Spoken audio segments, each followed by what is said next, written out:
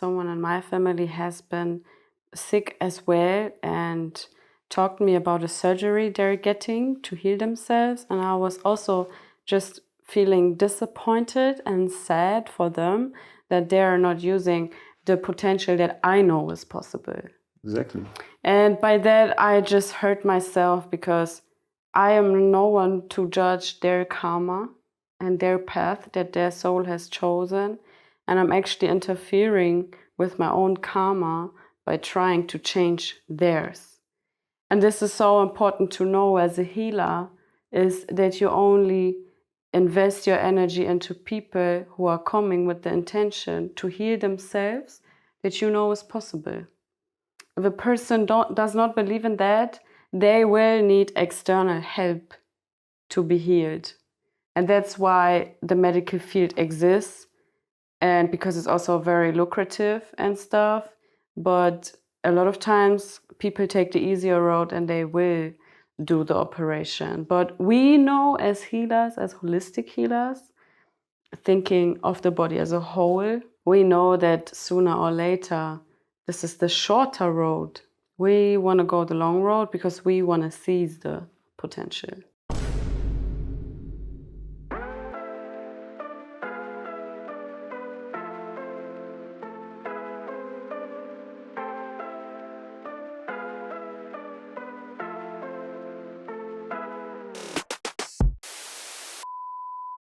We bring in the studio this morning one of our queen, Mrs. Can I call you Miss? Or should I call you Mistress? What's the difference between Mistress and Mistress? So a mistress is when you don't have a man. It's the Fräulein. Yes, the Fräulein. And the Mrs. is the one who's married. So you can refer to me as Mrs. Hey, Mrs. Hey. Welcome. How are you doing? I'm doing introspective and expressive. And you? Introspective and? Expressive. I know this is kind of the duality of existence. Yeah, I was like, hey, what? But yeah, this is just how I'm feeling today. Like I'm going with the divine flow, you know.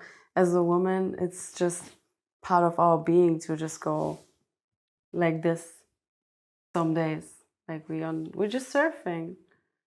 We're on top of the wave, we're inside of the wave, we get pushed into the water by the wave.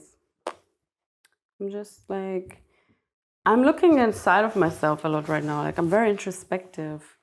I'm asking myself, like, how am I feeling about things?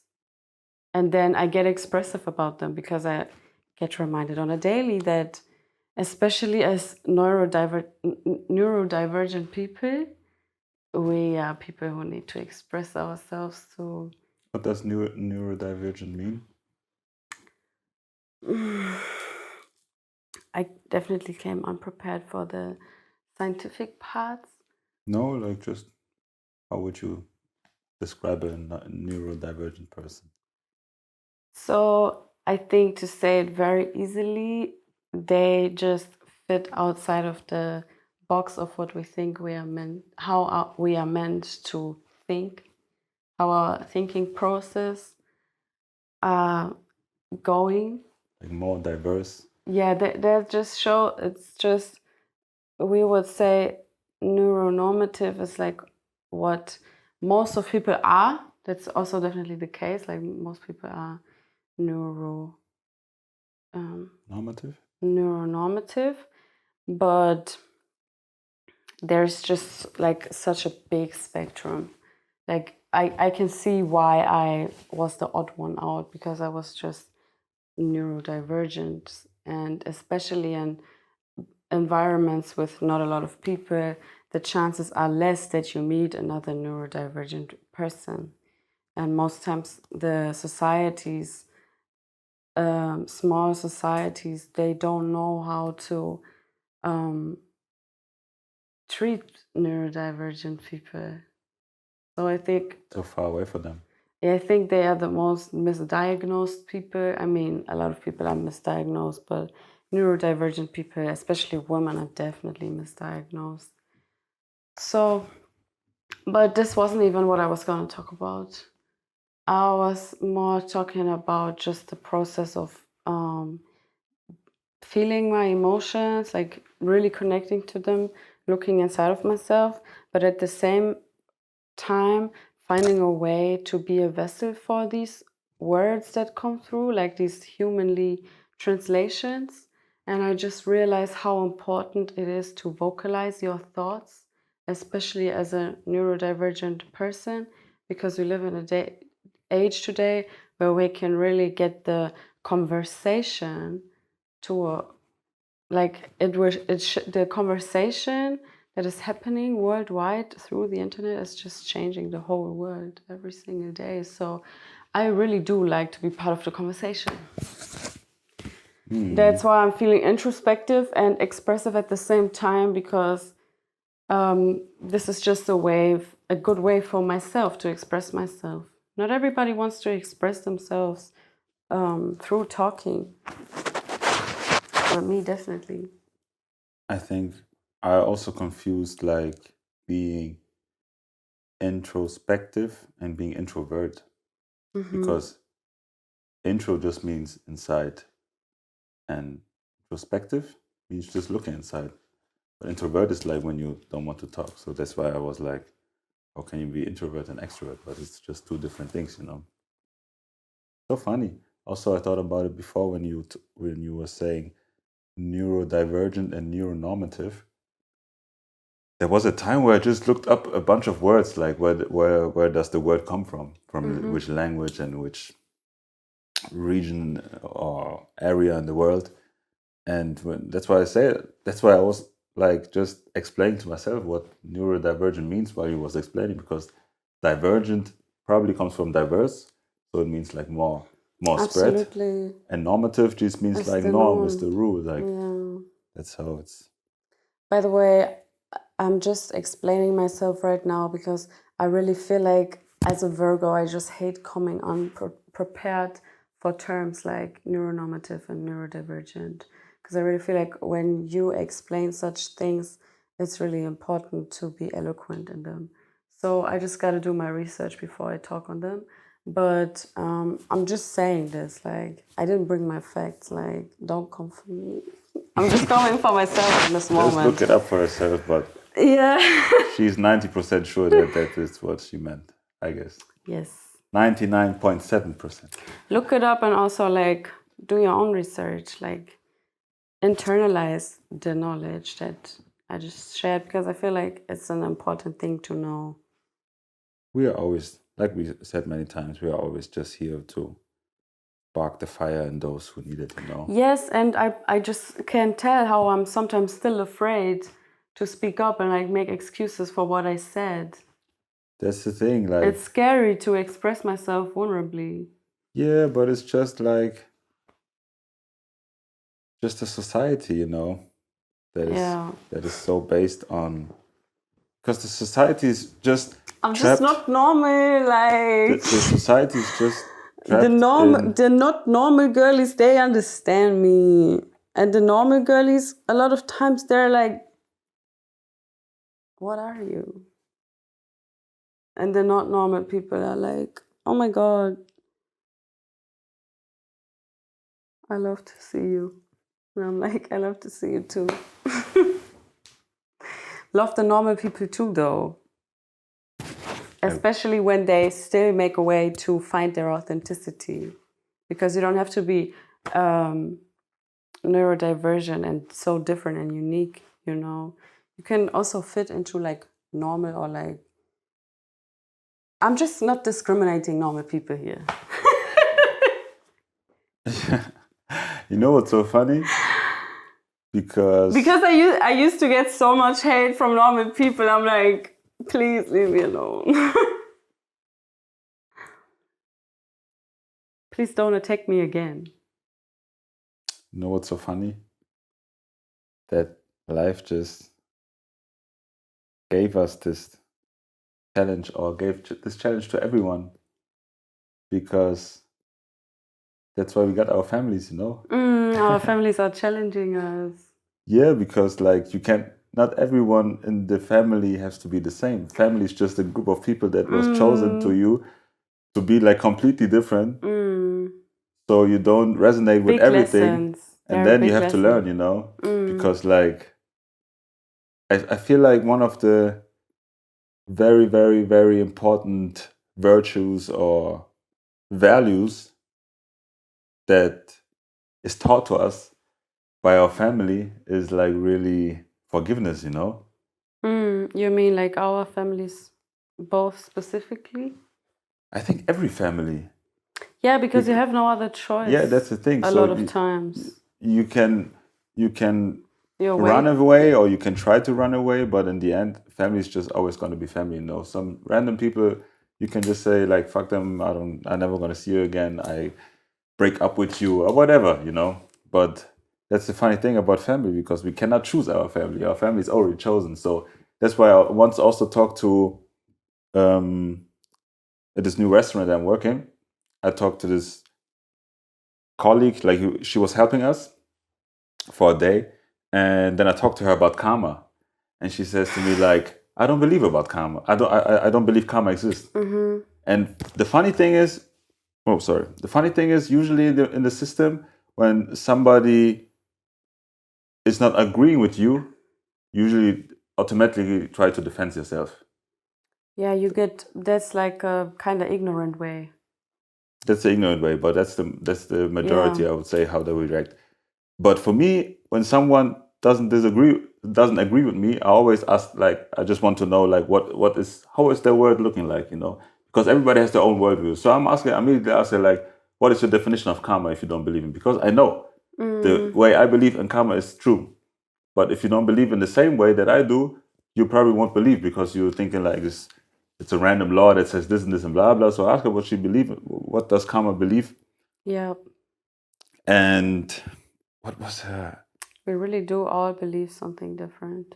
Yes, and I was so interested in how her karma looks like. Yeah. And she just said like something, when you do something good, then good will come to you, and if you do something bad, bad will come to you. Something like this, like that. It's everything is just very already like you. I don't know how to explain it. Everything is already set out for you? Yeah, kind of. No.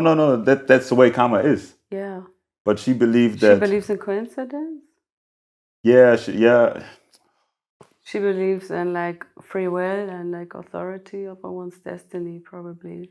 Yeah, I think so.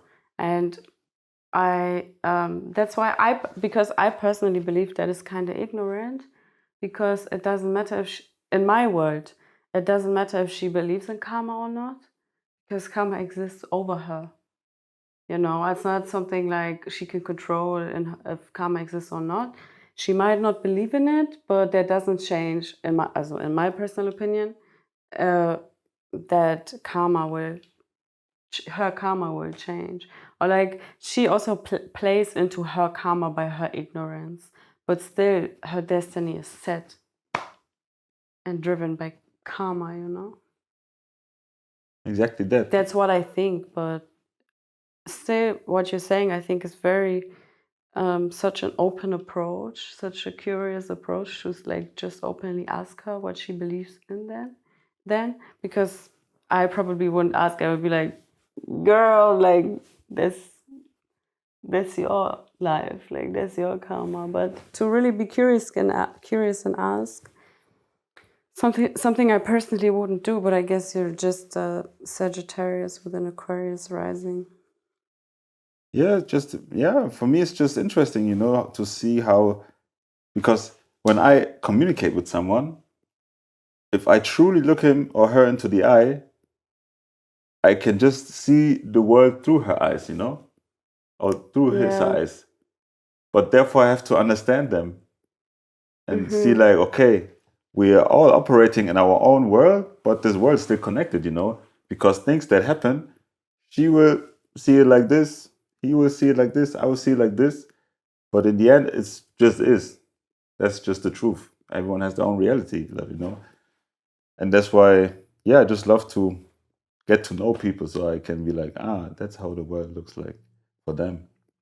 But yeah, you really got the real weapon on you, because you look people in the eyes and you have a very special way to connect with someone from the first look. That's why everyone reacts to you positively, because you just connect with every single person by looking them in their eyes. And I don't think a lot of people do that. And like when they meet someone then who looks them directly in their eyes, it's like, you have my respect, sir. You get what I'm saying? It's just the way you come across by just being so openly connecting from your curiosity, which is like motivated by love. And I love that for you, that you're such a loving and positive human being. The way I'm giving him compliments in this podcast. Thanks.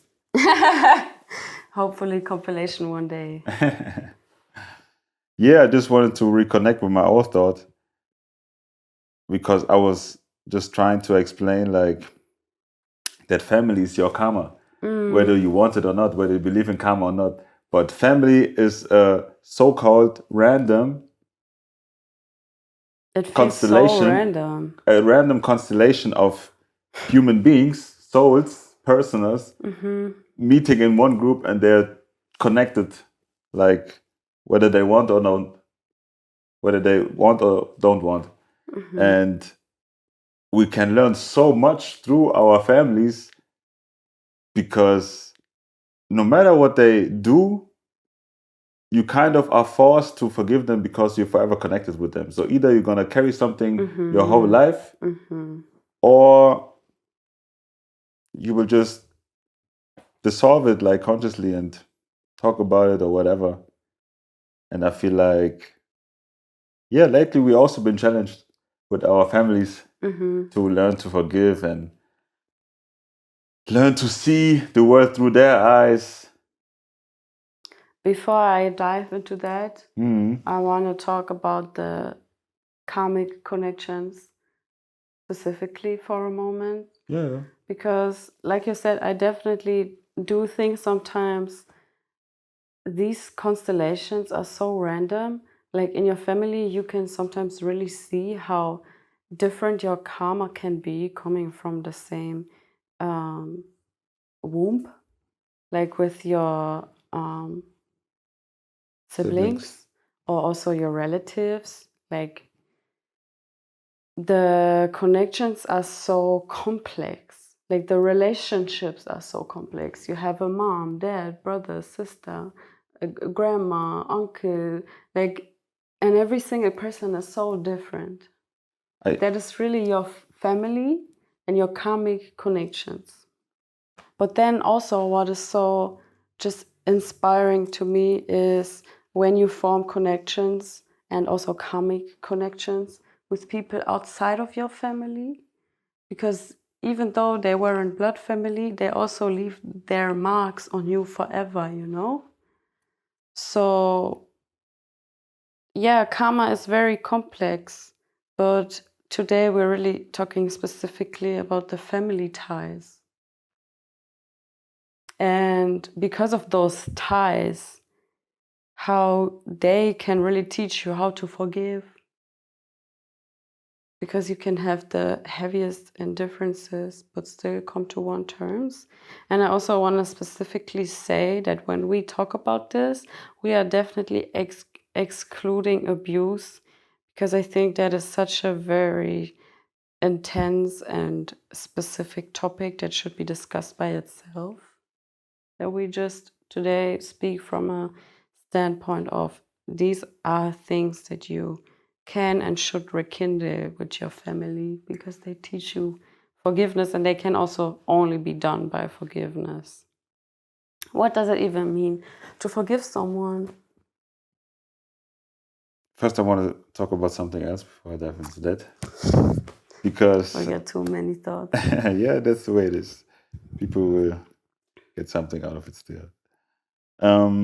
Yeah, to me it's so funny that I recently realized that when I'm looking at people, for example, and I can kind of like not guess, but even calculate or recognize analyze, like, but realize what part of role they play in their family, because like,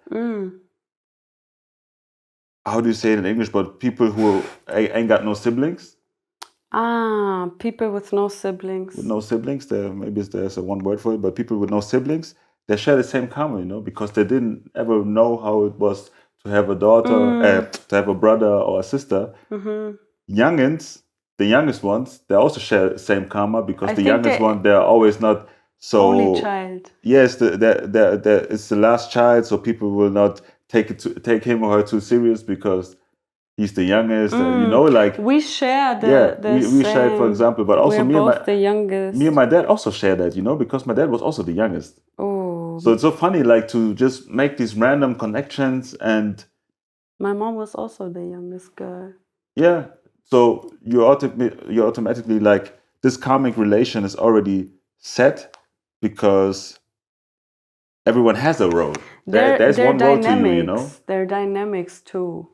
Like the way they really your position really highly influences your dynamic in your relationships. Exactly. When you're a middle child, then you have middle child tendencies. You're a people pleaser, and you are the ones who makes things right because you're a bridge between worlds. And the thing is, karma for me is like a konto, because you can see how far someone is on their karmic journey, The karmic bank? The karmic bank's like the karmic journey. The more money you got on it, or the more value you got on it, the richer you are in karma. The more you can maybe also spend in this lifetime. I don't think more about spending. I think you can spend karma and also create more karma at the same time. Yeah, but I don't see karma as... I'm not talking about karma as being something you do good, you get good, or you do bad, you get bad, or something. I'm thinking more about challenges, lessons. It's like lessons on Duolingo. You can just check all of them. The more lessons you check, the more you've learned, the more you've grown. But you cannot just spend lessons. It's not like a bank konto where you can spend and earn. It's more like a collective konto. You cannot take something out of it, but you can only grow. But this growth is infinite. You can always learn something new. You will never outlearn. You can never outplay Duolingo. I think so. I don't know, but I think so. Because you can also learn from every lesson, You have this, how do you say it? You have this vibe or this energy between two roles in a family. And for example, if you are a people pleaser because you're a middle child, you can overcome that challenge by realizing that that comes from this relationship. That comes from, that comes from the relationship because I was the youngest with my older brother, older sister. So it doesn't mean like it is, because often when people talk about karma, they think they cannot change that. But it's not about changing and not changing because it already happened. But then you have to choose like which path you will go. It's really about acceptance. That's what makes something bad or something good. But the possibility of both existed at the same time. And like we talked last time in our episode, once you choose one path, in another reality, another chose the other path. They both have to exist because they existed before, so they have to exist after that too. Yeah. But yeah, it's so funny sometimes to just realize like what kind of relationships you have with your family members and why they are that way. And then you try to learn from them and get to know more about yourself. But you had a question for me? Yeah, I've been asking you before, what does forgiveness mean? Or like, how do you forgive? Give some insight. Okay. For example, recently, my dad, when we was on vacation, when we was in Kabak in Turkey. We had the best time. It started even earlier. Okay, I tried to go not too far. Yeah. But yeah, when we came back from vacation, I think I called my mom twice or 3 times. I don't know how often I called her, but I called her a couple of times.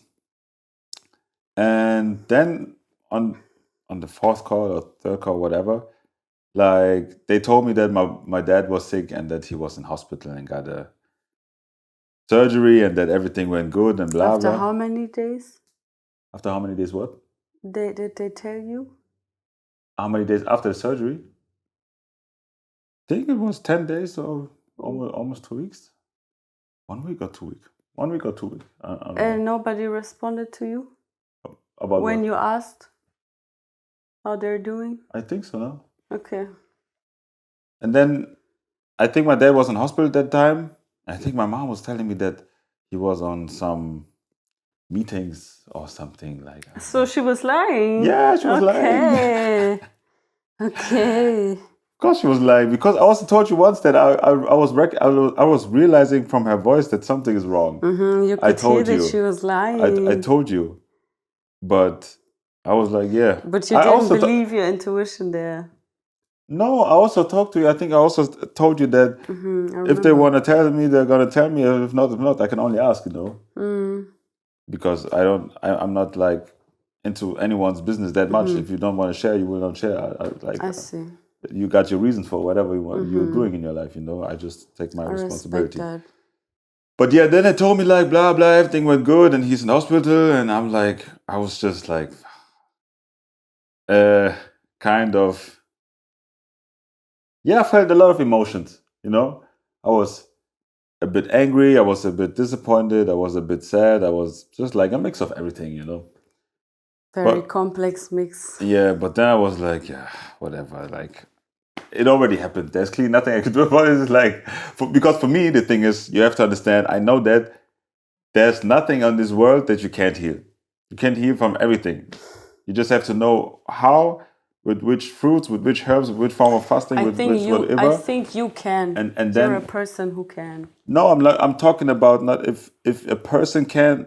I'm talking about if it's possible on this earth for a human If being to do that. somebody knows if it's possible or Exactly. not, it's you. Because you know you can heal from everything. Yeah, but I also know that everyone can heal from everything. I don't know if they tap it into the timeline, but I know for the human body, You know about the healing timeline. Yeah, I just know about the healing timeline, or that it's possible for a human body to heal from every disease. You just have to know how long.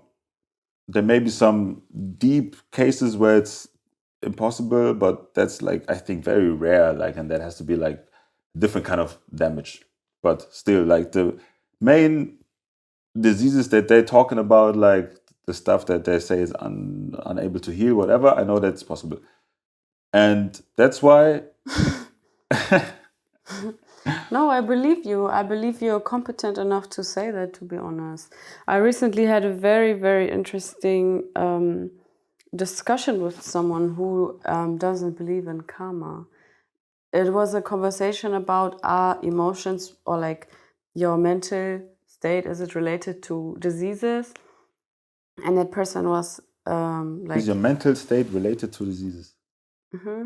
And or like also, is your karma related to diseases? Was the question. Safe. So a more esoteric approach. But there was a person who was very scientific, and they were like, there's definitely a connection between emotion and disease.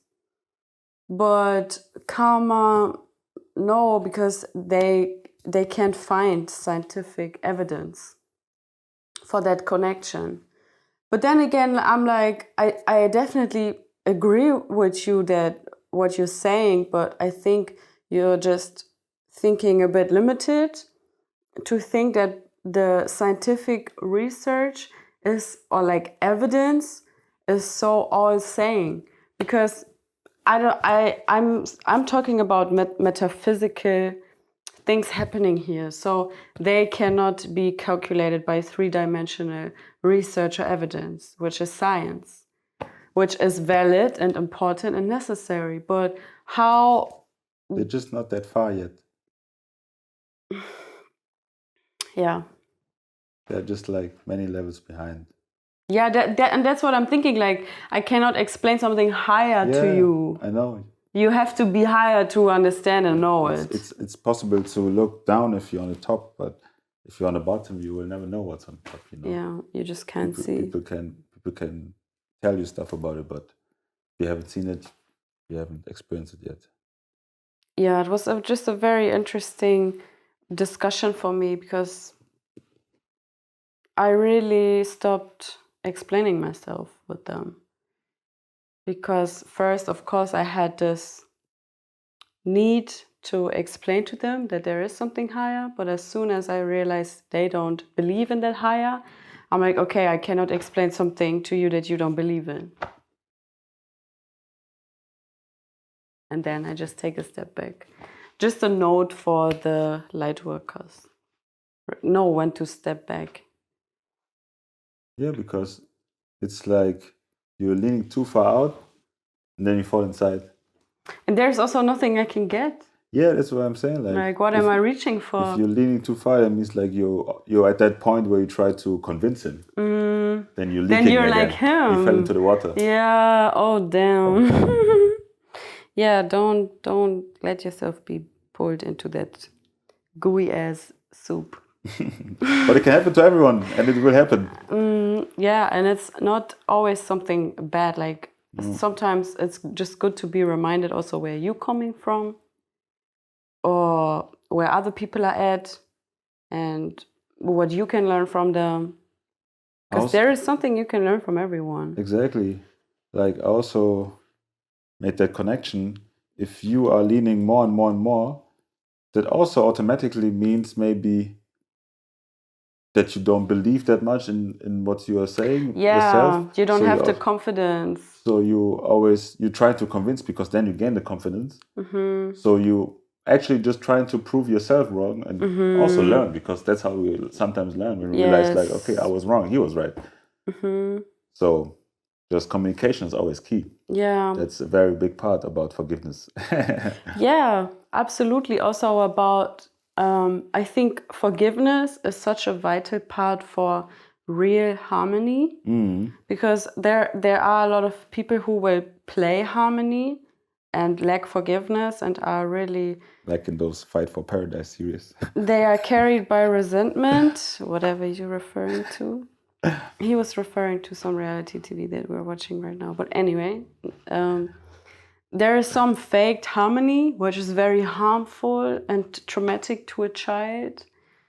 But there is also real harmony, and harmony also happens through fight,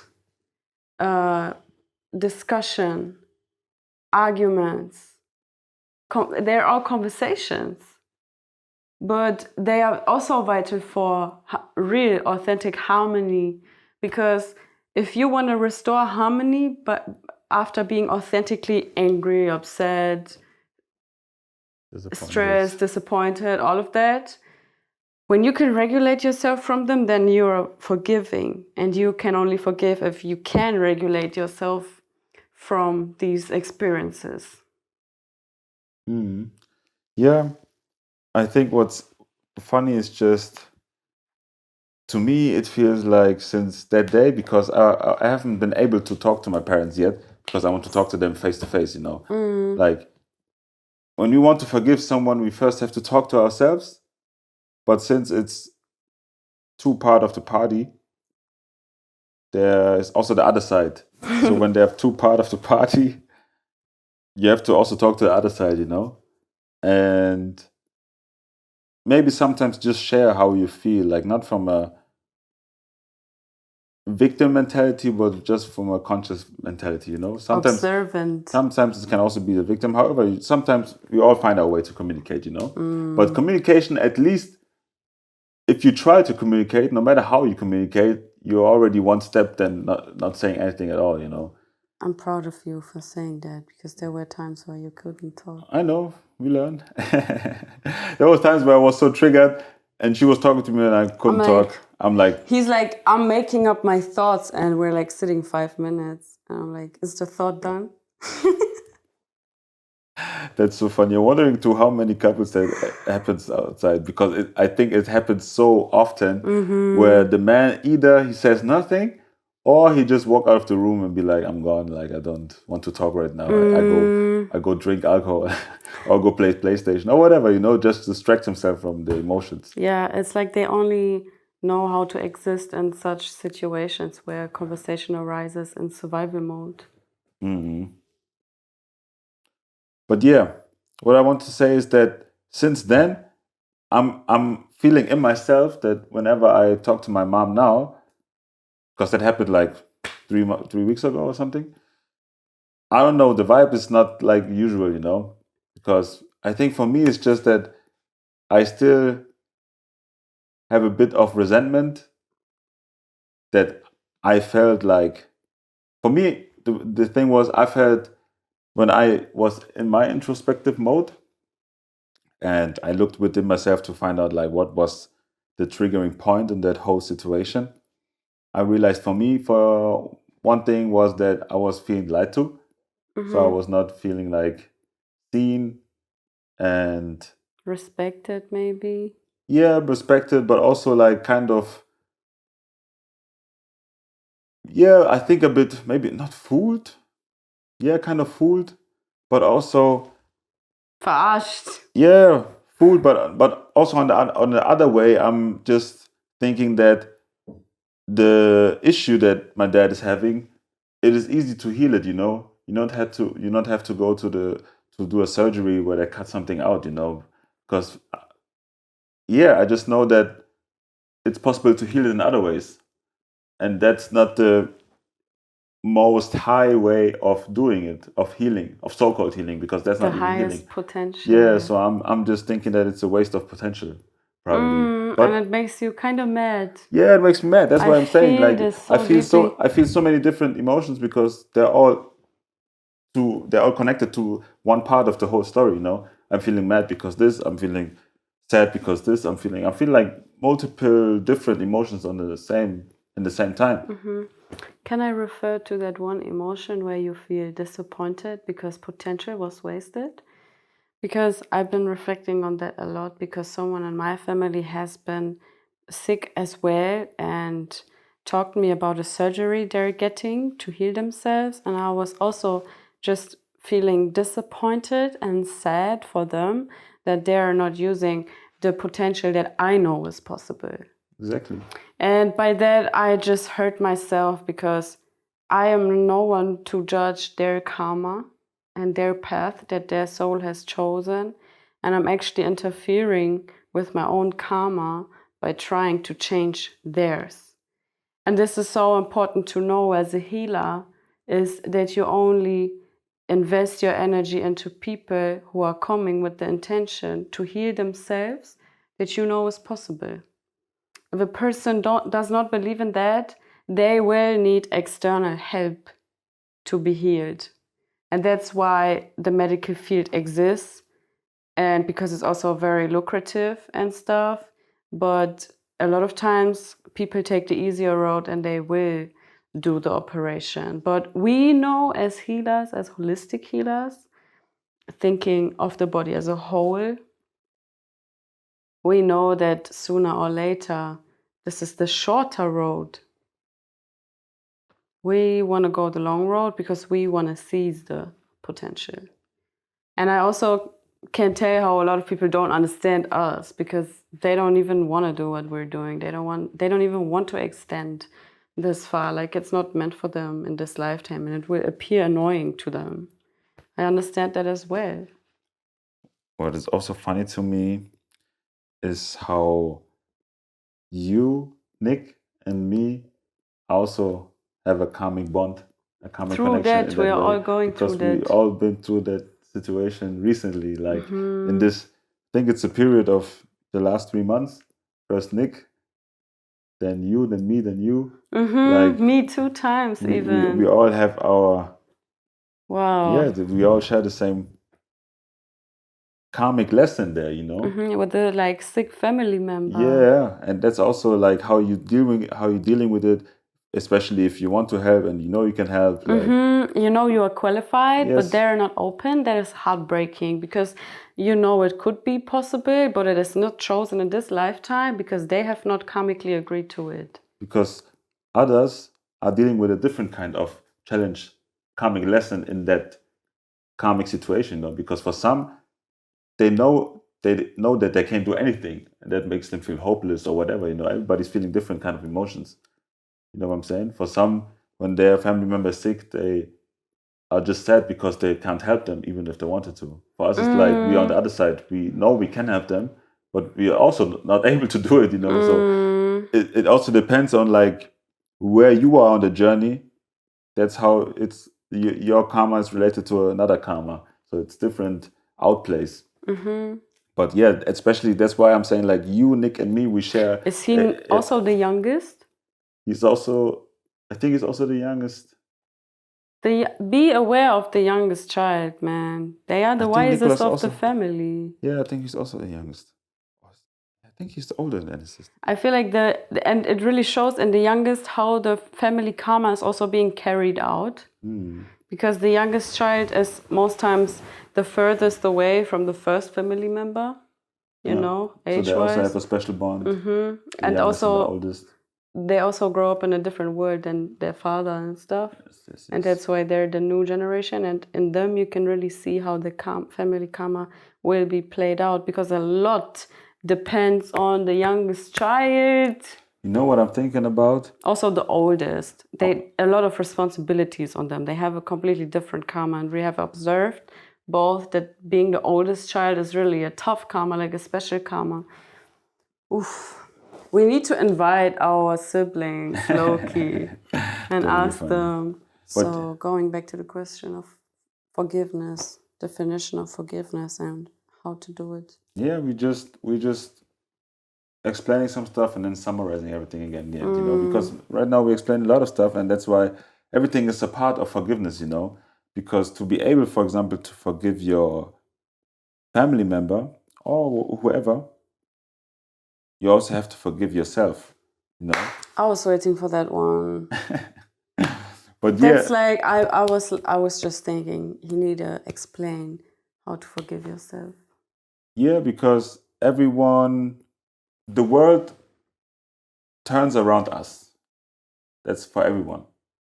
You know, Leo season energy. You are the star in your universe. That's how life is. I'm the star in my universe, and you are the star in your universe. You know, exactly even the greatest NPC out there is the star of his universe. You know, for us it's the NPC, but for his life. You know, so for them we're the main characters. That's why our mind always relates everything that happens outside of the world to himself. You know. That's why when something happens to my dad and his actions and how he respond to it, I will think in my mind, or my ego will see that it is about me, you know, because I feel hurt. You think about your emotions. Yes. So these emotions that are within me has nothing to do with them.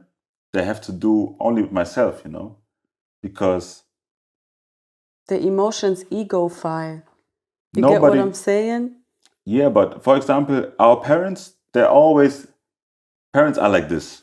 They don't want their children to be hurt, you know. They want to protect their parent role, where they're the protector, they are the provider, they are the nurturer, they are stronger, they help you, like these are your parents, you know, you can rely on them.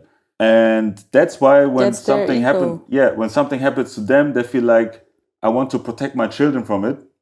So their purpose is not even to hurt us, but we still feel hurt, you know. And that's why everything that happens outside of the world, if we look into ourselves, put them down because people don't see your face. If we look into ourselves, we will just realize more about our own programming, you know, because that's how our programming works in a specific way, and that's how also I see my karma when I just observe myself consciously, you know, in triggering situations. When my dad says something or he has an action, even though he wanted to do something good for me, you know, he wanted to protect me, he wanted to like do whatever, I still felt the way I did, but when I will talk to him, I won't communicate that in a way that he did something to me. I will just tell him like how I felt, so he can realize, okay, my actions have Cause something. consequences, even though I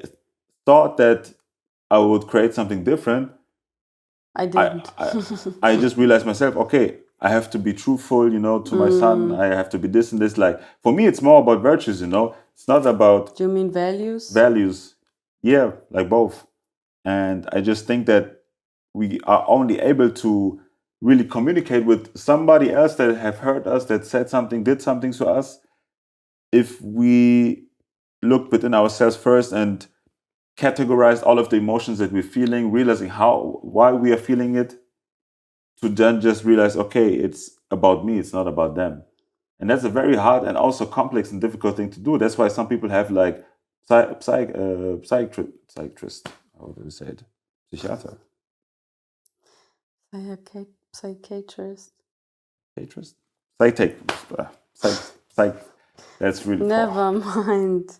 That's why some people have psychologists, psychiatrists, whatever, because they need someone. So messy. I just cannot pronounce the word, but people will understand what I'm talking about. They need someone to help them to understand their own mind, because if you don't have a lot of mental energy, you will not understand your mind. You will just be a victim of it.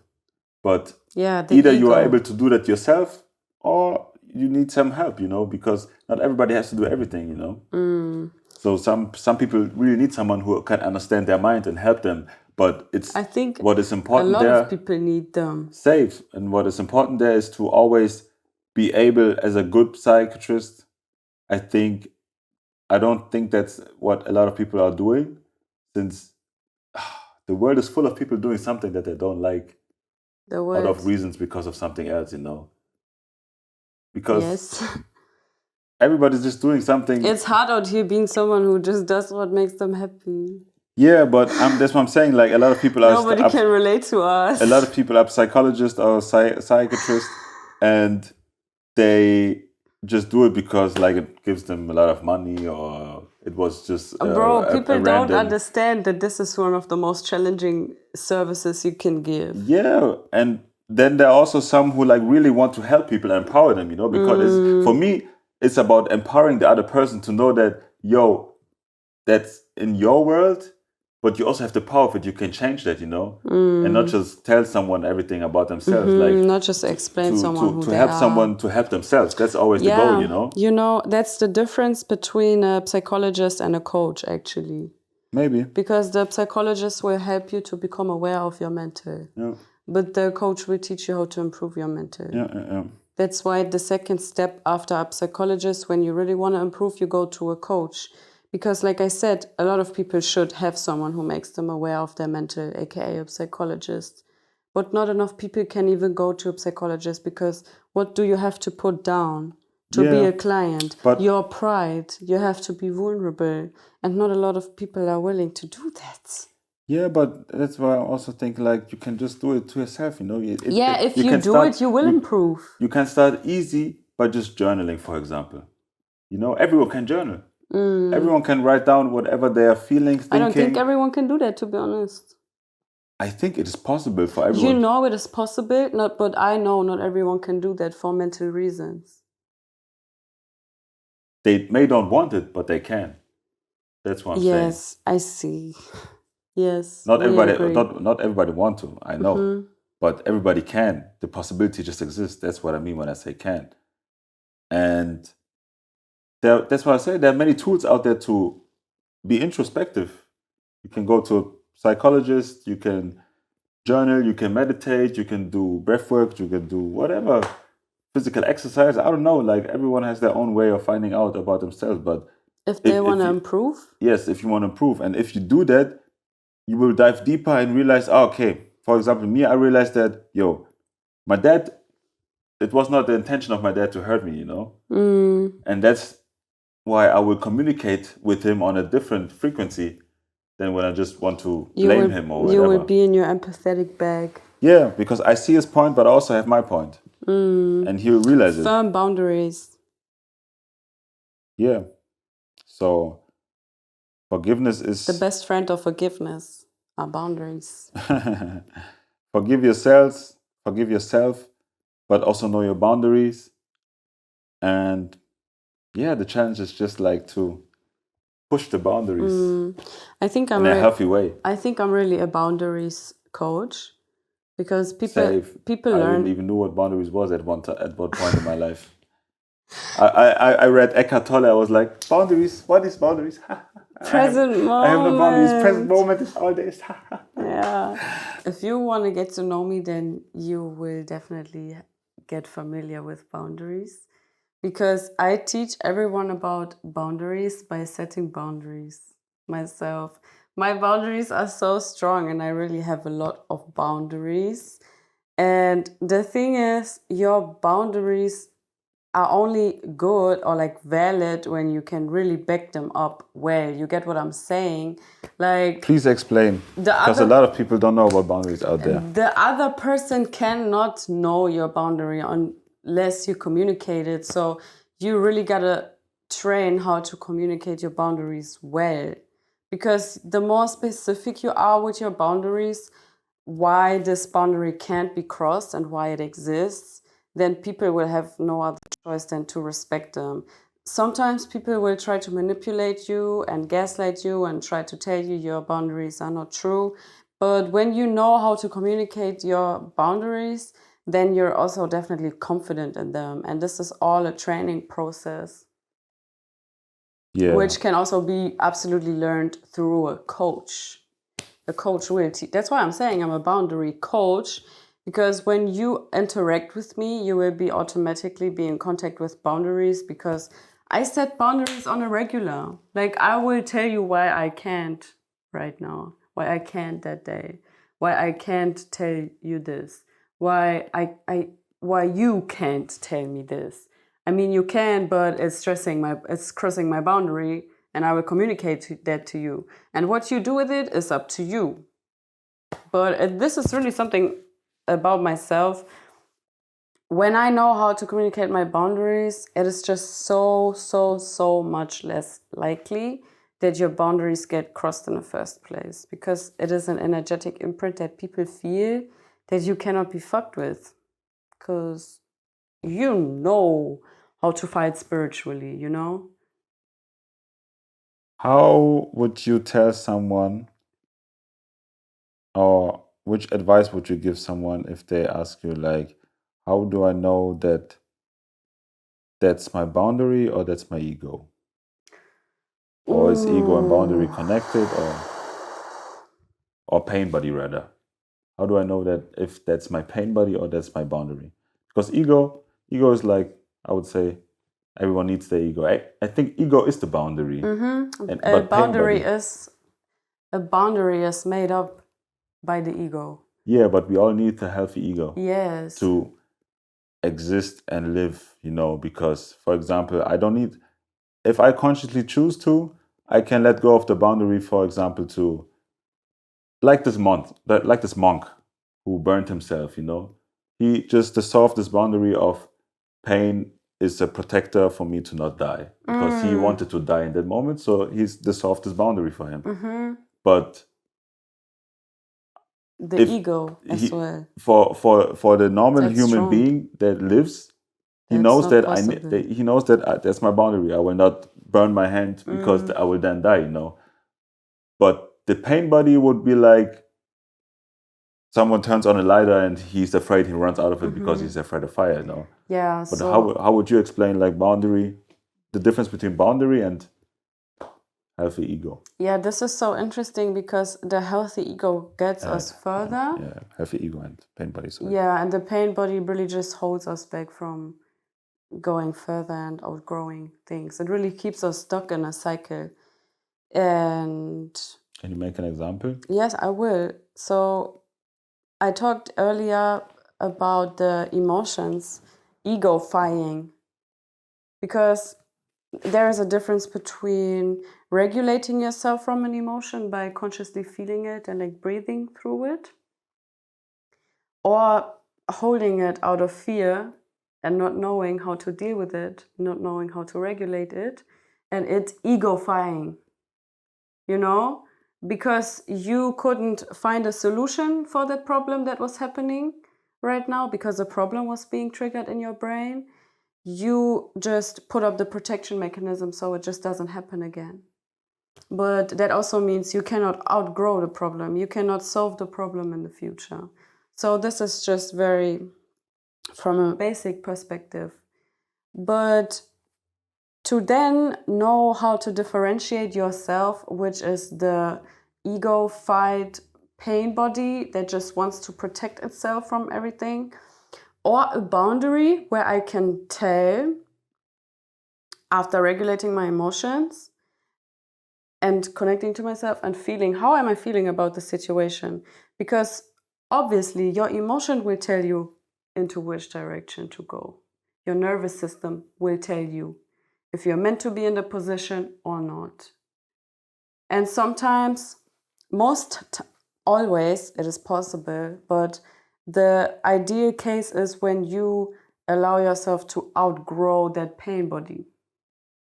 Coming from a point from not knowing how to regulate yourself and emotions, and that affecting your pain body and your growth, or slowly learning and training by practice how to regulate your emotions.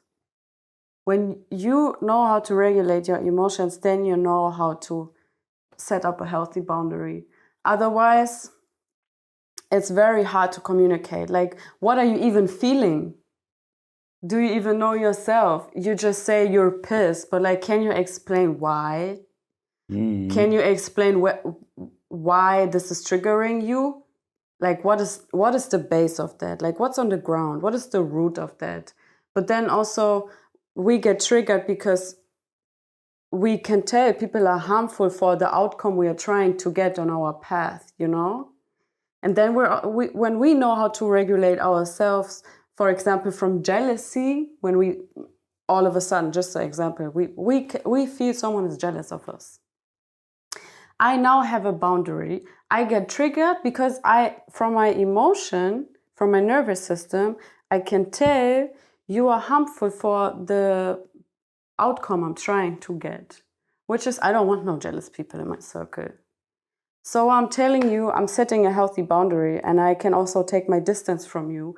I don't have to cut you off when I know how to set a healthy boundary and say, you know what, I could tell this was happening because I felt it. And after reflecting on it, I'm just honestly and respectfully telling you right now that I'm taking a step back from this because this is harmful for the path I'm on. Like, you're basically in the way. Mm-hmm. And if you want to go with me, then you will take that into consideration. If we are meant to go together, then that will also affect you and trigger your positive growth, and we will continue going together. Safe. And if we're not meant to be, then peace. My boundary protected myself from fucking with the lame. Because I'm also thought about like that's like, for example, having a boundary with my dad. Mm-hmm. It's you like, need to set a boundary then. Yeah, I set the boundary in the way of realizing why I feel that way and then talking to him about it, because you regulated your emotions. I regulated my emotions. Yes, I realized them, I analyzed them, and I knew where they were coming from. Because now, just thinking, like, for me, it's just important to be truthful, because if I want to, for example, we want to create some business together, or you give me some kind of responsibility for something, you need a truthful like base. I cannot do that when you're lying to me or not telling me anything, you know. So for me, that's a boundary, because for some people they wouldn't react that way, maybe because they lie to everyone else. They'd be like, yeah, they lie themselves. Yeah, they lie themselves. Like for them, they're in it the doesn't matter. cycle of lying. But for me, it's like I never lie. I never lie in my life. Like 95% or something, you know. Sometimes you need to lie because but I know you're not lying by saying that. I think people can tell as well by the way you talk, because You are just an open book to everybody yourself.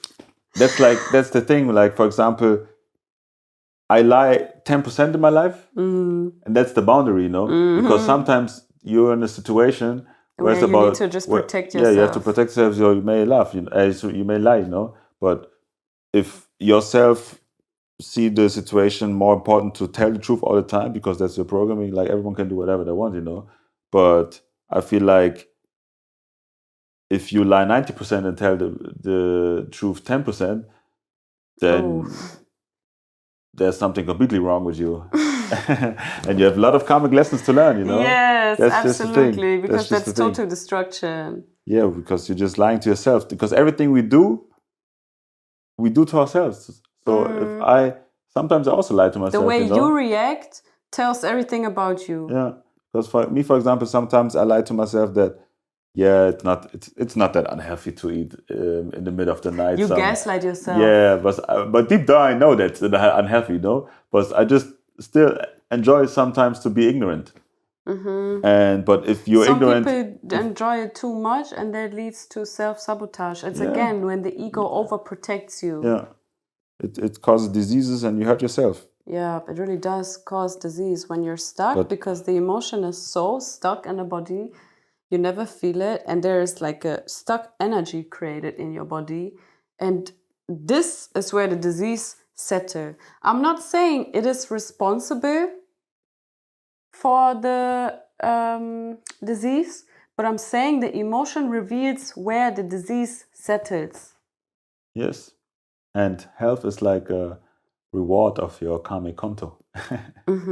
Because the more value you collect throughout learning from your karmic lessons, the healthier you are automatically, because every challenge or every negative so-called experience in your life, whatever, will lower your vibration, lower your frequency in some way.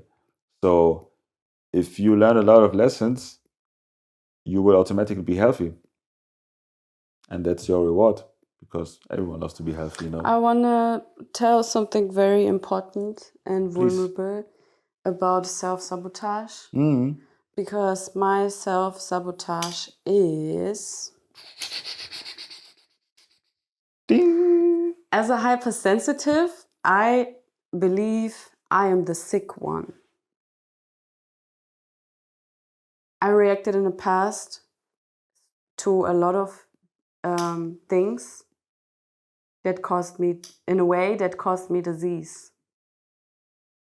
You reacted? In the past, I reacted to a lot of things in a way that caused me disease. Because I was in my pain body and I was also hypersensitive. So it was just a whole lot that I had to react to. And that made me sick in the past. So I do know that I have transformed that by understanding I am a hypersensitive, and that's very powerful.